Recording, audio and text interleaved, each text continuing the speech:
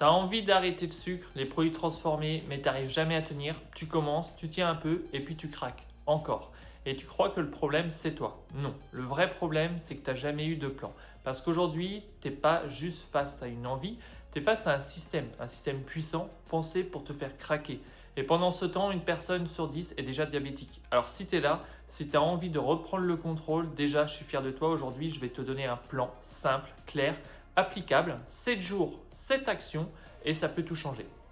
Tu connais ce moment. Le soir, juste avant de dormir, tu te dis c'est bon, demain j'arrête, demain je craque plus. Et sur le moment, tu y crois vraiment. Tu te dis que cette fois-ci, c'est la bonne, que demain tu vas être plus fort, plus carré, plus discipliné. Mais le lendemain arrive et là, la vraie vie commence. Tu te réveilles fatigué, tu as peut-être mal dormi, tu es déjà pressé, tu as le boulot qui t'attend, tu n'as pas le temps.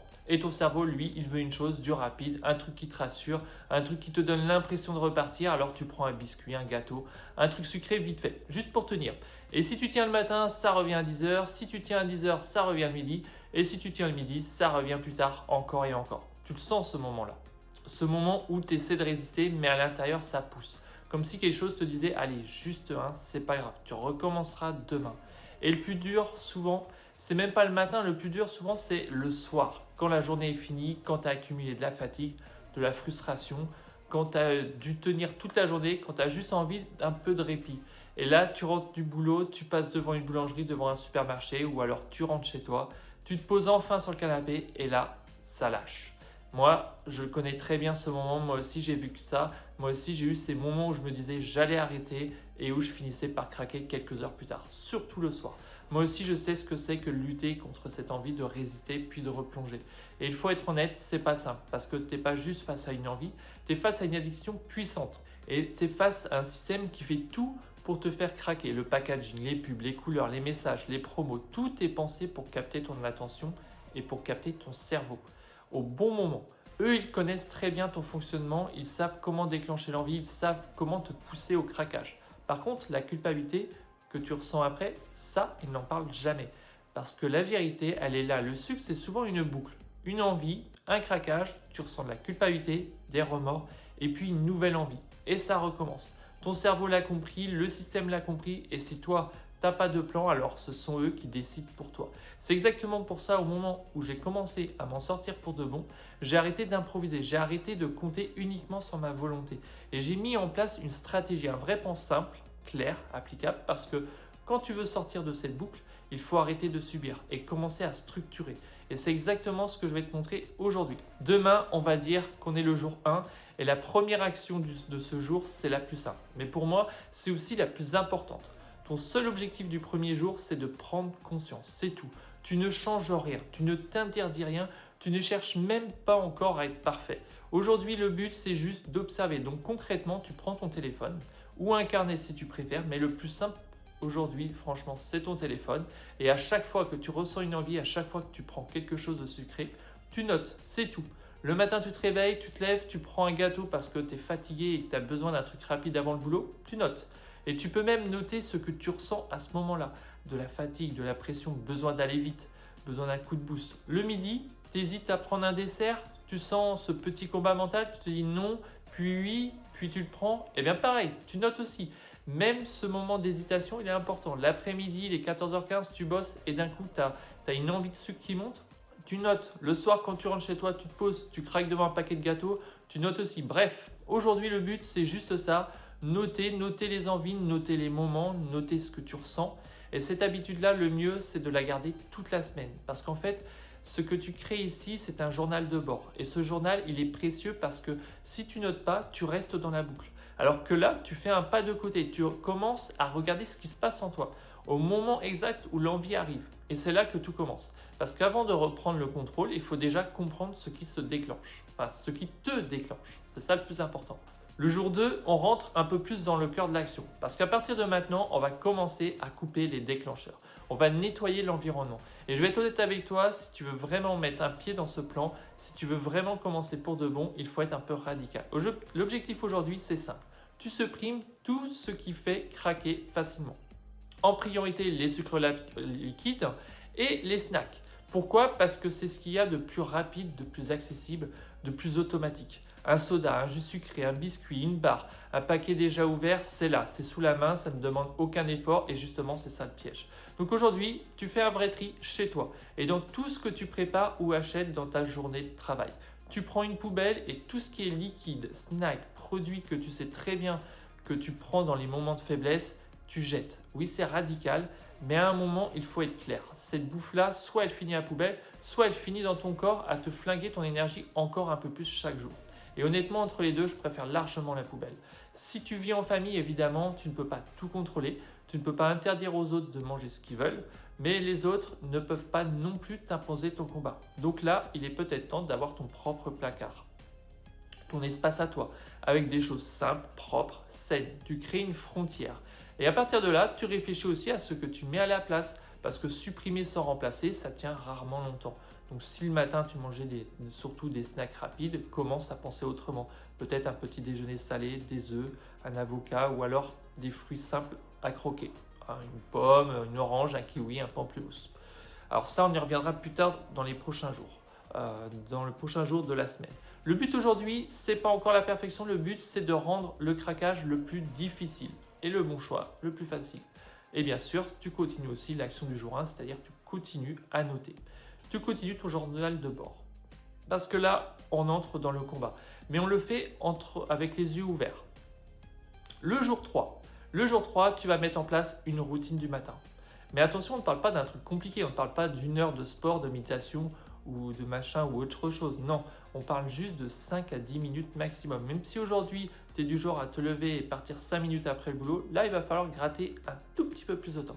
Parce que ta journée, elle commence ici. Et cette mini-routine, elle tient en 3 mots. Hydratation, lumière, mouvement. C'est tout. Tu te réveilles, tu bois un verre d'eau, ensuite tu sors, tu prends l'air, tu marches quelques minutes. Tu t'exposes à la lumière. Même s'il fait encore nuit, c'est pas grave. Le simple fait de sortir, d'envoyer un signal à ton corps, ça va déjà t'aider à réguler ton horloge interne. Et ça derrière, ça joue directement sur tes hormones et sur tes envies dans la journée. Tu peux marcher ou juste aller sur ton balcon, faire quelques étirements, respirer, mais tu bouges. Et surtout, tu fais un choix important. Tu ne te jettes pas sur la nourriture dès le réveil. Parce que ton corps, le matin, il sort d'un jeûne, il est en train d'émerger. Et lui balancer du sucre direct, c'est violent. Là, au contraire, tu lui laisses le temps de se mettre en route. Et en faisant ça, tu casses déjà une partie de la boucle. Bien sûr, tu continues aussi à noter tes envies. Ton environnement est déjà plus clean normalement avec le jour 2, ce que tu as fait la veille. Donc forcément, tu vas déjà commencer à sentir une différence. Et ça, c'est que le début. Le jour 4, là, on va travailler sur un moment clé, le petit déjeuner. Parce que soyons honnêtes, c'est là que beaucoup de gens sabotent toute leur énergie sans même s'en rendre compte. L'objectif aujourd'hui, à ce moment-là, il est simple, tu supprimes tout ce qui est sucré le matin. Les céréales, le lait sucré, les tartines, les biscuits, tout ça, ça dégage. Et normalement, déjà avec le jour 2, tu n'as plus de snacks chez toi. Donc là, on va encore plus loin. Pour moi, le petit déjeuner idéal, c'est même pas de petit déjeuner, c'est de laisser ton corps en jeûne le plus longtemps possible, quitte à repousser jusqu'à 10 heures. Et à ce moment-là, si tu as besoin, tu prends un fruit simple. Maintenant, si tu tiens vraiment à manger le matin, ok. Mais dans ce cas-là, tu changes complètement ton approche. Tu passes sur du salé, des œufs en omelette, de l'avocat, des choses simples. Parce que l'objectif le matin, c'est d'éviter le pic glycémique. Parce que dès que tu manges sucré, ça part. Une première bouchée, puis une deuxième, puis une troisième. Et derrière, tu lances la machine. De l'envie, de la frustration et de l'envie toute la journée.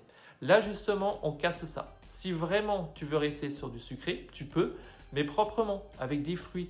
Tu peux te faire une petite salade rapide, des pommes, oranges, kiwis ou simplement les manger à la croque. Mais on évite les jus de fruits, même pressés maison, parce que en fait, ça fait exactement la même chose. Ça envoie un pic et ça relance la boucle. Donc aujourd'hui, c'est simple. Tu enlèves le sucre raffiné du matin et déjà, juste ça, ça peut complètement changer ta journée. Le jour 5. Maintenant qu'on a posé la routine du matin, le petit-déj, on va faire la même chose, mais cette fois-ci juste avant les repas, avant le midi et avant le soir. Regarde ce qui se passe habituellement. Le midi arrive, tout le monde se lève et ça fonce. Direction le self, direction la bouffe. Plus vite j'y vais, plus vite je mange, plus vite je casse cette frustration. C'est automatique et toi, tu vas faire l'inverse. Au lieu de sauter sur ton repas, tu prends 5 minutes pour toi, juste 5 minutes. Tu vas marcher, tu prends l'air, tu souffles un peu. Tu fais une pause. Et si tu manges avec des collègues ou des potes, tu n'es pas obligé de leur faire un grand discours. Tu peux juste dire « j'arrive, j'ai un truc à faire, j'ai besoin de 5 minutes pour moi ». Tu les rejoins après, pas besoin de te justifier. Et si tu manges seul, c'est encore plus simple. Mais dans tous les cas, tu prends ce moment parce que ces 5 minutes, elles changent tout. Elles te sortent de la frénésie. Elles calment ton mental. Elles cassent ce réflexe de te jeter sur la nourriture. Et surtout, elles te permettent de dire « Ok, là, je reprends le contrôle ». Et derrière, tu fais de meilleurs choix. Tu manges différemment. Tu manges consciemment. Juste 5 minutes et ça peut tout changer. Le jour 6, là, on va créer ce que j'appelle la boîte anti-rechute ou encore la boîte de secours. L'objectif de cette boîte, il est simple, avoir sous la main une solution propre pour les moments où la tentation devient vraiment trop forte. Parce qu'il faut être honnête, il y aura forcément des moments où ça va pousser, des moments où tu es fatigué, des moments où tu es frustré, des moments où tu es à 2 doigts de replonger. Et dans ces moments-là, le but, c'est de ne pas te retrouver sans solution. Dans cette boîte, tu la prépares à l'avance. Dedans, tu mets des aliments simples, des aliments secs, des choses qui peuvent t'aider à tenir. Par exemple, des amandes, des noisettes, des cerneaux de noix. Tu peux aussi mettre un peu de chocolat noir très fort avec très peu de sucre. Le but, ce n'est pas de recréer un snack plaisir déguisé. Le but, c'est d'avoir un outil de secours quand l'envie devient trop forte. Et cette boîte-là, il faut qu'elle te suive partout, dans ton sac, dans ta voiture, au travail, chez toi. Elle ne doit pas être loin. Comme ça, au moment où tu sens que la tentation monte, vraiment, au lieu de plonger, tu sors la boîte. Encore une fois, l'idée, c'est toujours la même, éviter de retomber dans la boucle. Et ce que j'aime bien avec cette boîte, c'est que tu peux te l'approprier, tu peux la customiser, tu peux lui donner un nom, tu peux en faire vraiment ton outil à toi. Parce que plus tu te l'appropries, plus elle devient concrète dans ton combat. Et parfois, ce petit outil de secours peut éviter un très gros craquage. Le jour 7, là, l'objectif, ce n'est pas d'ajouter une nouvelle grosse action. L'objectif maintenant, c'est de regarder tout ce que tu as mis en place depuis le début de la semaine. Tu reprends ton carnet de notes, tu relis tes observations, tu regardes ce qui a fonctionné, tu regardes ce qui n'a pas fonctionné, tu regardes à quel moment c'était facile, à quel moment c'était difficile, à quel moment l'envie revenait le plus fort. Le but ici, c'est de continuer à t'observer et de réajuster parce qu'en vrai, ce plan, ce n'est pas un truc figé, c'est un système que tu adaptes à toi. Tu peux aussi noter ton niveau d'énergie pour chaque jour, une note sur 10, par exemple 7 sur 10 ou 6 sur 10. Si une journée, tu étais vraiment fatigué, le but, c'est de voir si ce plan t'aide réellement à aller mieux parce qu'au fond, c'est ça l'objectif. Avoir une meilleure énergie, avoir une meilleure clarté mentale, avancer mieux, te sentir mieux, plus à l'aise dans tes pompes.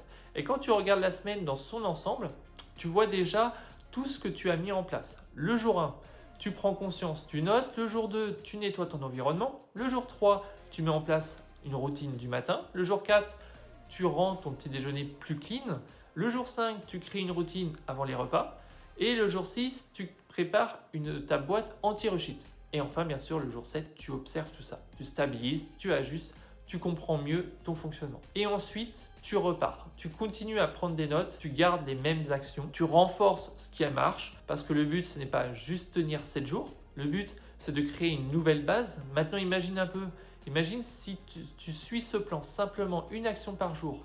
Rien de compliqué. Alors oui, c'est pas facile. Je suis d'accord avec toi. Il va falloir faire des choix. Quand tu prends un paquet de gâteaux et que tu le jettes à la poubelle, évidemment que c'est pas simple. Mais pense à ça, un alcoolique quand il vide ses bouteilles dans l'évier, c'est pas simple non plus. Et pourtant, c'est exactement ce qui lui permet d'avancer. Là, c'est pareil, tu te confrontes, tu passes à l'action. Et ça, c'est déjà énorme. Et si tu le fais, sache que tu as tout mon soutien. Parce que vraiment, tu vas dans le bon sens. Maintenant, projette-toi. Dans une semaine, dans 2 semaines, dans 3 semaines, imagine ton énergie, imagine ta clarté mentale, imagine cette sensation de contrôle. Parce que quand tu enlèves toutes ces couches de sucre, tu redécouvres une vraie version de toi que tu avais presque oubliée. Et oui, le système est puissant, le marketing, les habitudes, tout est fait pour te faire craquer, mais à partir du moment où toi, tu mets ton propre système en place, tout devient différent, tout devient plus simple. Et surtout, n'oublie jamais ça, le problème, ce n'est pas toi, c'est le système. On t'a fait croire que le sucre, c'était normal, que c'était nécessaire, que ça te donnait de l'énergie, alors qu'en réalité, ça te donne juste un faux boost avant de t'écraser encore plus bas derrière. Donc maintenant, la vraie question, elle est simple. Est-ce que tu as envie de tester? Pas parfaitement, pas pour toujours, juste tester. Parce qu'il n'y a qu'une seule façon de voir la différence. Passer à l'action. Et tu vas voir, les choses peuvent changer très vite. Beaucoup plus vite que tu ne le penses. Alors profite de ce moment, teste pour toi et surtout viens me dire en commentaire où tu en es. Qu'on échange, qu'on se soutienne. Et si tu connais quelqu'un qui a besoin d'entendre ça, partage-lui cette vidéo. Et si toi, tu veux aller plus loin, je t'ai préparé quelque chose de plus complet. Juste en dessous, tu as 3 actions simples pour supprimer le sucre définitivement. C'est la suite logique de ce plan. Alors teste, passe à l'action. Je Je te souhaite une excellente journée à toi. Peace.